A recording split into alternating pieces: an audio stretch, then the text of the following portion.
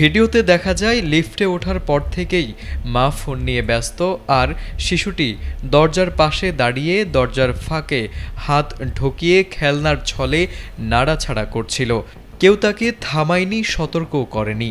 নির্দিষ্ট তলায় পৌঁছানোর পর লিফটের দরজা খোলার সঙ্গে সঙ্গেই শিশুর হাত আটকে যায় দরজার ফাঁকে। ব্যথায় কেঁদে ওঠে শিশুটি, আর তখনই যেন মায়ের হুঁশ ফেরে। এরপর শিশুটির মা আতঙ্কে বারবার লিফটের বোতাম টিপতে থাকেন, দরজা বন্ধ খোলার চেষ্টা করেন, কিন্তু ততক্ষণে দেরি হয়ে গেছে। শিশুর হাত দরজার ফাঁকে এমনভাবে আটকে যায়, অনেক চেষ্টার পরও বের করা সম্ভব হয়নি। আশেপাশের মানুষ এগিয়ে এলেও তাৎক্ষণিকভাবে শিশুকে মুক্ত করা যায়নি।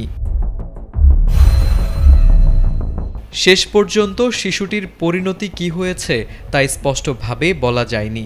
তবে ভিডিওটি সামাজিক মাধ্যমে ছড়িয়ে পড়তেই উদ্বেগ প্রকাশ করেন নেটিজেনরা।